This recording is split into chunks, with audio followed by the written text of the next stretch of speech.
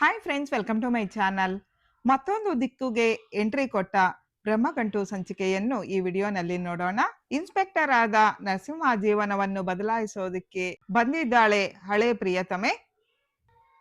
ನರಸಿಂಹನ ಅತಿಯಾಗಿ ಪ್ರೀತಿ ಮಾಡ್ತಾ ತನ್ನನ್ನ ಹೆಂಡತಿ ಅಂತ ಯಾವಾಗ ಒಪ್ಕೊಳ್ತಾನೆ ಅಂತ ಕಾಯುತ್ತಿದ್ದ ಸಂಜನಾ ಬಾಳಲ್ಲಿ ಬಿರುಗಾಳಿ ಬೀಸಲಿದೆ. ಈ ಕಡೆ ದಿಶಾನೇ ದೀಪ ಅನ್ನೋ ಸತ್ಯ ಗೊತ್ತಾಗಿ ತುಂಬಾ ಖುಷಿಯಾಗಿದ್ದಾನೆ ಚಿರು. ಈ ಎಲ್ಲಾ ವಿವರಗಳನ್ನ ಈ ವಿಡಿಯೋನಲ್ಲಿ ನೋಡೋದಕ್ಕೂ ಮುಂಚೆ ಚಾನೆಲ್ನ ಸಬ್ಸ್ಕ್ರೈಬ್ ಮಾಡದೆ ವಿಡಿಯೋಸ್ನ ನೋಡ್ತಾ ಇದ್ರೆ ಸಬ್ಸ್ಕ್ರೈಬ್ ಮಾಡ್ಕೊಂಡು ವಿಡಿಯೋನ ನೋಡಿ ಇಷ್ಟ ಆದ್ರೆ ಲೈಕ್ ಕೊಡಿ. ತನ್ನ ಡಿಪಾರ್ಟ್ಮೆಂಟ್ ಫಾರ್ಮ್ ಹೌಸ್ ಅಲ್ಲಿ ಇಟ್ಟಿದ್ದ ಗುರುನ ತನ್ನ ಮನೆಗೆ ಕರ್ಕೊಂಡು ಬಂದಿದ್ದಾರೆ ನರಸಿಂಹ. ಗುರುನ ನೋಡಿದ ತಕ್ಷಣ ವತ್ಸಲ, ಜೈರಾಮ್, ಟೇಟ್ ಇವರು ನೋಡೋದಕ್ಕೆ ನಮ್ಮ ಅಳಿಯಂದ್ರು ಚಿರು ಅವ್ರ ತರಾನೇ ಇದ್ದಾರಲ್ವಾ ಅಂತ ಹೇಳಿದ್ದಾರೆ. ನನಗೂ ಹಾಗೆ ಅನಿಸ್ತು ಅಮ್ಮ ಅಂತ ನರಸಿಂಹನು ಹೇಳಿದ್ದಾನೆ. ಅನ್ನೋ ಹೆಸರು ಕೇಳಿದ ತಕ್ಷಣ ಗುರುಗೆ ಚಿರು ನೆನಪು ಬಂದು ಅಬ್ಬಾ ಅಂತ ಕಿರಿಚಿ ತಲೆ ಹಿಡಿದು ಕೂತಿದ್ದಾರೆ. ಅಯ್ಯೋ ಏನಾಯ್ತು ಅಂತ ಗಾಬರಿ ಪಟ್ಕೊಂಡು ನೀರು ತಂದು ಕುಡ್ಸಿದ್ದಾಳೆ ಸಂಜನಾ. ಸರಿ, ಇವರು ತಿನ್ನೋದಕ್ಕೆ ತಿಂಡಿ ತಗೊಂಡು ಬರ್ತೀನಿ ಅಂತ ವತ್ಸಲ ಹೋಗಿದ್ದಾಳೆ. ನನಗೆ ಡ್ಯೂಟಿಗೆ ಟೈಮ್ ಆಯ್ತು ಅಂತ ಜಯರಾಮ್ ಕೂಡ ಅಲ್ಲಿಂದ ಹೋಗಿದ್ದಾರೆ. ನರಸಿಂಹ, ಇವರಿಗೆ ನಿಜವಾಗ್ಲೂ ಪೆಟ್ಟು ಬಿದ್ದಿದ್ಯಾ ಅಥವಾ ನಾಟಕ ಮಾಡ್ತಿದ್ದಾರಾ ಅಂತ ಕೇಳಿದ ಅಂಬುಜಾಗೆ ಇದು ಪೊಲೀಸ್ ಕೇಸ್ ಅತ್ತೆ, ಹಾಗೆಲ್ಲ ನಾಟಕ ಮಾಡಕ್ಕಾಗಲ್ಲ ಅಂತಿದ್ದಾನೆ ನರಸಿಂಹ. ಅಯ್ಯೋ ಗುರು, ಏನ್ ಕರ್ಮ ಗುರು ನಿಂದು ಅಂತ ಅಂಬುಜಾ ಹೇಳಿದ್ದಾಳೆ. ಗುರು ಅನ್ನೋ ಹೆಸರು ಕೇಳಿದ ತಕ್ಷಣ ನೆನಪಿಗೆ ಬಂದು ಗುರು ಅಬ್ಬಾ ಅಂತ ಕಿರ್ಚಿ ತಲೆನ ಮತ್ತೆ ಹಿಡ್ಕೊಂಡಿದ್ದಾರೆ. ಅತ್ತೆ, ನೀವು ಜಾಸ್ತಿ ಮಾತಾಡ್ಬೇಡಿ, ಅವರಿಗೆ ರೆಸ್ಟ್ ಬೇಕು ಅಂತ ನರಸಿಂಹ ಹೇಳಿದ್ದಾರೆ. ಒಟ್ನಲ್ಲಿ ಈಗ ಗುರು ನರಸಿಂಹನ ಮನೆಗೆ ಸೇರಿದ್ದಾಗಿದೆ. ಹಳೆ ನೆನಪುಗಳು ಒಂದೊಂದಾಗಿ ಬರ್ತಿದೆ. ಇನ್ನು ಈ ಕಡೆ ಅರ್ಚನಾ ಬಾಸ್ ಮಗುನ ನೆನಪಿಸ್ಕೊಳ್ತಿದ್ದಾಳೆ. ಆ ಮಗು ಕೇವಲ ಇನ್ನು 6 ತಿಂಗಳು ಮಾತ್ರ ಬದುಕಿರ್ತಾಳೆ ಅಂತ ಬಾಸ್ ಹೇಳಿದ್ದನ್ನು ನೆನಪಿಸ್ಕೊಂಡು ಅದರ ಬಗ್ಗೆನೇ ಚಿಂತೆ ಮಾಡ್ತಿದ್ದಾಳೆ. ಇನ್ನು ಅಲ್ಲಿಗೆ ಬಂದ ದೀಪ ಹತ್ರ ಒಬ್ರಿಗೂ ಒಳ್ಳೇದಾಗುತ್ತೆ, ಒಬ್ರ ಜೀವ ಉಳಿಯುತ್ತೆ ಅಂದ್ರೆ ನಮ್ಗಿಷ್ಟ ಇಲ್ಲ ಅಂದ್ರು, ಆ ಕೆಲಸ ತಪ್ಪು ಅಂದ್ರು ನಾವು ಮಾಡ್ಬೋದಾ ಅಂತ ಪ್ರಶ್ನೆ ಮಾಡಿದ್ದಾಳೆ. ಖಂಡಿತ ಮಾಡ್ಬೋದು ಅಕ್ಕ, 100 ಸುಳ್ಳು ಹೇಳಿ ಮದುವೆ ಮಾಡಿಸ್ಬೋದು ಅಂತಾರೆ. ಅಂತ ಅದರಲ್ಲಿ ನಮ್ಮಿಂದ ಒಂದು ಜೀವ ಉಳಿಯುತ್ತೆ ಅಂದ್ರೆ ಏನ್ ಬೇಕಾದ್ರೂ ಮಾಡ್ಬೋದು. ಯಾವಾಗ್ಲೂ ನಮಗೋಸ್ಕರ ನಾವು ಬದುಕಾಗಲ್ಲ ಅಕ್ಕ. ಯಾರಿಗಾದ್ರೂ ನಮ್ಮಿಂದ ಒಳ್ಳೇದಾಗುತ್ತೆ ಅಂದ್ರೆ ಖಂಡಿತ ಆ ಕೆಲಸ ಮಾಡ್ಬೇಕು. ನನ್ ಪ್ರಕಾರ ನೀವು ಕೇಳಿರೋ ಪ್ರಶ್ನೆಯಲ್ಲಿ ಯಾವ ತಪ್ಪು ಇಲ್ಲ ಅಕ್ಕ. ಅಲ್ಲ, ನೀವ್ ಯಾಕೆ ನನ್ನ ಈ ಪ್ರಶ್ನೆ ಕೇಳ್ತಿದ್ದೀರಾ ಅಂತ ದೀಪಾ ಕೇಳಿದ್ದಾಳೆ. ಸುಮ್ನೆ ಕೇಳ್ಬೇಕು ಅನಿಸ್ತು, ಕೇಳಿದೆ ದೀಪಾ ಅಂತ ಅರ್ಚನಾ ಹೇಳಿದ ಮೇಲೆ ಸರಿ ಅಕ್ಕ, ಬೇಗ ಪೂಜೆಗೆ ಬನ್ನಿ ಅಂತ ಹೇಳಿ ಹೋಗಿದ್ದಾಳೆ ದೀಪಾ.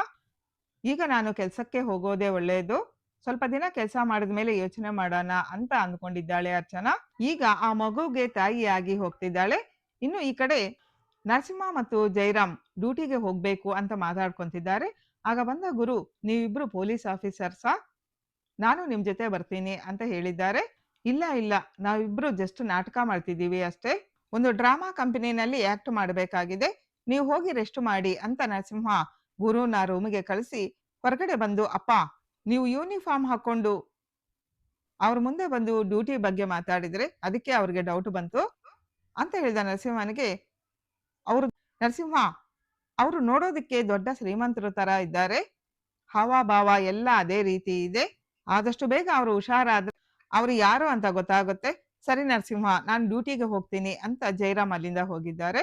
ಇನ್ನು ಸಂಜನಾ ರೋಡಲ್ಲಿ ಬರ್ತಿದ್ದ ತಂದೆ ಜೀಪ್ನ ನಿಲ್ಸಿ ಬೆವರಿಳಿಸಿದ್ದಾಳೆ. ನನ್ನ ಗಂಡನಿಗೆ ಅವಮಾನ ಆದ್ರೆ ನಾನು ಸಹಿಸಲ್ಲ, ಇಷ್ಟು ದಿನ ಏನೇ ಆದ್ರೂ ಸುಮ್ಮನೆ ಇದ್ದೆ, ಆದ್ರೆ ಇನ್ನು ಸಹಿಸ್ಕೊಳ್ಳೋ ಮಾತೇ ಇಲ್ಲ. ಅವನ ಮರ್ಯಾದೆ ಹೋಗೋದಕ್ಕೆ ನಿನ್ನ ಕೈವಾಡ ಎಷ್ಟಿದೆ ಅಂತ ನನಗೆ ತುಂಬಾ ಚೆನ್ನಾಗಿ ಗೊತ್ತಿದೆ. ನೀವು ಹೀಗೆ ಮಾಡಿದ್ರೆ ನಾನು ಅಪ್ಪ ಅಂತಾನೂ ನೋಡಲ್ಲ. ವಾರ್ನಿಂಗ್ ಕೊಡ್ತಿದ್ದೀನಿ ನೋಡಿ, ರಿಟೈರ್ಮೆಂಟ್ ಲೈಫ್ ಹತ್ರ ಬರ್ತಿದೆ, ಈಗ್ಲಾದ್ರೂ ಕರೆಕ್ಟ್ ಆಗಿ ಡ್ಯೂಟಿ ಮಾಡಿ 4 ಜನರ ಹತ್ರ ಶಬಾಷ್ ಅನ್ಸ್ಕೊಳ್ಳಿ, ನೆಮ್ಮದಿಯಿಂದ ಅಮ್ಮನ ಜೊತೆ ಇರಿ. ನನ್ನ ನರಸಿಂಹನ ಗಂಡ ಹೆಂಡತಿ ಅಂತ ಯಾವಾಗ ಒಪ್ಕೊಳ್ತಿರೋ ಆಗ ನಿಮ್ ಮನೆಗೆ ಬರ್ತೀನಿ. ಇನ್ ಮುಂದೆ ನನ್ನ ಗಂಡನ್ಗೆ ನೀವು ಯಾವದೇ ರೀತಿ ತೊಂದರೆ ಕೊಡಬಾರ್ದು, ಹಾಗೆ ನಿನ್ನೆ ನಡೆದಿದ್ದು ನಮ್ಮ ಮಾವನ್ಗೆ ಹೇಳ್ಬಾರ್ದು. ನೀವೇನಾದ್ರೂ ಹೇಳಿದ್ದೀರಾ ಅಂತ ಗೊತ್ತಾದ್ರೆ ನಾನಂತೂ ಸುಮ್ಮನೆ ಇರಲ್ಲ ಅಂತ ವಾರ್ನಿಂಗ್ ಕೊಟ್ಟು ಅಲ್ಲಿಂದ ಹೋಗಿದ್ದಾಳೆ. ಇನ್ನು ಚಿರು ಮನೆಯಲ್ಲಿ ಪೂಜೆ ಶುರುವಾಗಿದೆ. ಪೂಜೆಗೆ ಕುತ್ಕೊಳ್ಳಿ ಅಂತ ಪುರೋಹಿತರು ಹೇಳಿದ್ದಾರೆ. ಆಗ ಸೌಂದರ್ಯ ಕುತ್ಕೊಳ್ಳೋದಕ್ಕೆ ಬಂದಿದ್ದಾಳೆ. ಆದ್ರೆ ಪುರೋಹಿತರು, ನಿಮ್ಮ ಯಜಮಾನ್ರು ಎಲ್ಲಮ್ಮ, ಪೂಜೆಗೆ ದಂಪತಿಗಳೇ ಕುತ್ಕೋಬೇಕು ಅಂತ ಹೇಳಿದ್ದಾರೆ. ಆಗ ಪೂಜೆಗೆ ಚಿರು ದೀಪ ಕೂತಿದ್ದಾರೆ. ಚಿರುಗೆ ಬೇಕಾಗಿದ್ದು ಅದೇ ಆಗಿರುತ್ತೆ. ಚಿರು ದೀಪ ಕೈಯಲ್ಲಿ ಪುರೋಹಿತರು ಹೋಮ ಮಾಡಿಸ್ತಿದ್ದಾರೆ. ಆಗ ಜಾಸ್ತಿ ಹೊಗೆ ಬರ್ಲಿ ಅಂತ ಹೋಮದಲ್ಲಿ ಸಾಂಬ್ರಾಣಿಯನ್ನು ಹೆಚ್ಚು ಹಾಕಿದ್ದಾರೆ ಚಿರು. ಆಗ ಹೊಗೆ ಜಾಸ್ತಿ ಬಂದು ದೀಪ ಕಣ್ಣು ಹುರಿಯೋದಕ್ಕೆ ಶುರುವಾಗಿದೆ. ಹೋಗಿ ಕ್ಲೀನ್ ಮಾಡ್ಕೊಂಡು ಬನ್ನಿ ಅಂತ ಚಿರು ಹೇಳಿದ ಮೇಲೆ ಸರಿ ಅಂತ ಹೋಗಿದ್ದಾಳೆ ದೀಪ. ಇವತ್ತು ಗೊತ್ತಾಗುತ್ತೆ ನಿಮ್ಮ ನಿಜವಾದ ಬಣ್ಣ ಅಂತ ಅಂದ್ಕೊಂಡ ಚಿರು ದೀಪಾನೇ ಫಾಲೋ ಮಾಡ್ಕೊಂಡು ಹೋಗಿದ್ದಾರೆ. ಇನ್ನು ಈ ಕಡೆ ನರಸಿಂಹ ಪರೀಕ್ಷೆ ಬರಿಬೇಕಾಗಿದೆ, ಹಾಗಾಗಿ ಬುಕ್ಸ್ ಹಿಡ್ಕೊಂಡು ಕೂತಿದ್ದಾರೆ.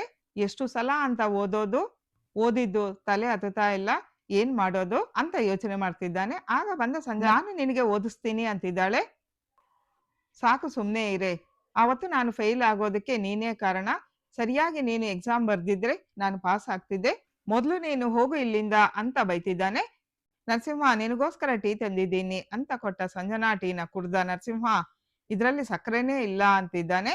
ನಾನು 1/4 kg ಸಕ್ಕರೆ ಹಾಕಿದ್ದೀನಿ, ಇಲ್ಲ ಅಂತಿದೀಯಲ್ಲ, ಎಲ್ಲಿ ಕೊಡು, ನಾನು ಕುಡ್ದು ನೋಡ್ತೀನಿ ಅಂತ ಕುಡ್ದ ಸಂಜನಾ ಹೌದಲ್ಲ ಸಕ್ಕರೆ ಹಾಕೋದೇ ಮರ್ತೋದೆ ಅಂತ ಅಂದ್ಕೊಂಡು ನರಸಿಂಹ ಸಕ್ಕರೆ ಆರೋಗ್ಯಕ್ಕೆ ಒಳ್ಳೇದಲ್ಲ ಕಣೋ, ಡೇಂಜರ್ ಅಂತಿದ್ದಾಳೆ ಸಂಜನಾ.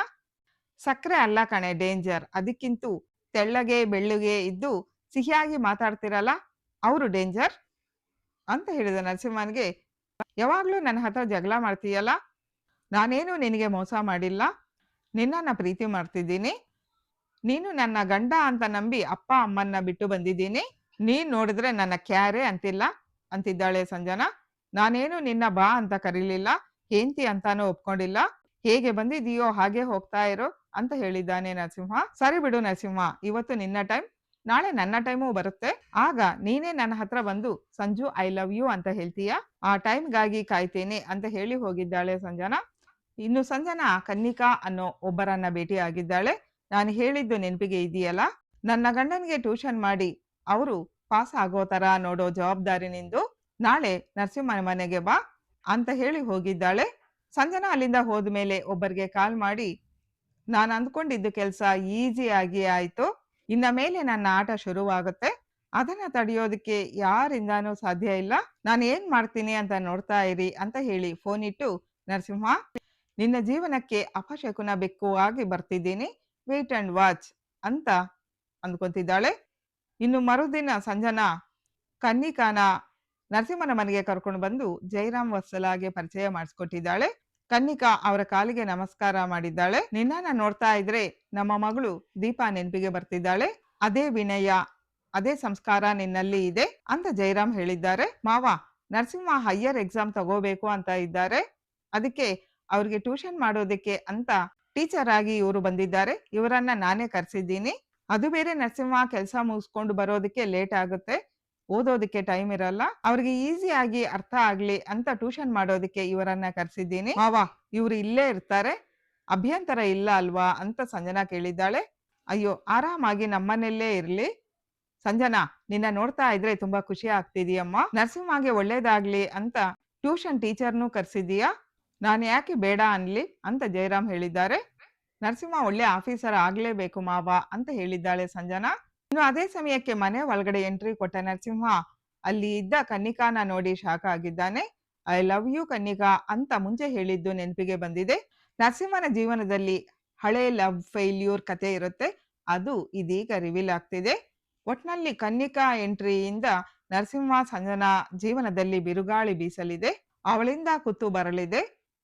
ಅದು ಏನು ಅನ್ನೋದನ್ನ ಮುಂದಿನ ವಿಡಿಯೋನಲ್ಲಿ ನೋಡೋಣ.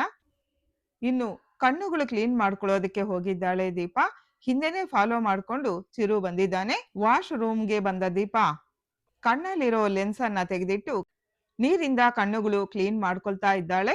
ಆಗ ಬಣ್ಣನೂ ಕಲ್ಚಿದೆ.